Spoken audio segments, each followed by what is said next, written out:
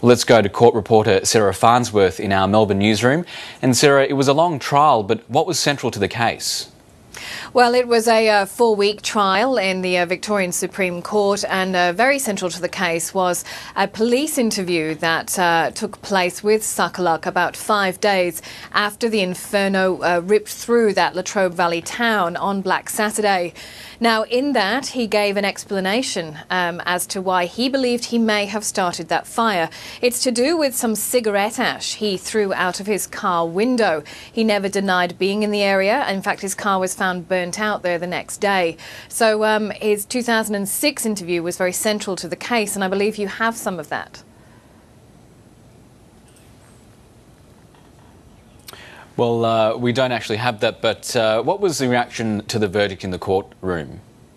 There was a very little reaction, actually. I mean, this hasn't been a court case that people have travelled up from the country area to watch. There were 2 people in court that were relatives of one of the victims that was killed, one of the 10 victims that were killed on Black Saturday in Churchill. And there was a few tears shed, but that was about it. And they said they were happy with the verdict when they left court, but made no further comment.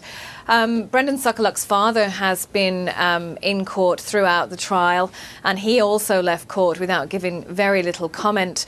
We were told by his defence lawyer, Jane Dixon, that he himself is shattered. Sokaluk is shattered with today's verdict and a little bit lost. Part of the main defence that was put on his behalf was that his police interview, in which he explains he threw this cigarette ash out of the car window, but then goes on to vehemently deny any intent. He kept saying, I didn't intend this to happen. It was an accident. I never intended for people to, for the blaze to take off. He told police he thought his cigarette ash was out. Part of the defence case with regards to that was that he's autistic and has a mild intellectual disability, and therefore had ended up believing he may have been responsible. But they tried their best to raise enough reasonable doubt in the case. Obviously, the jury has decided that his explanation to police was a lie, and that he was, in fact, an arsonist intent on wreaking havoc on Black Saturday, one of Victoria's worst days in history. And Sarah Farnsworth in Melbourne, what sort of prison term does Brendan Sokaluk face?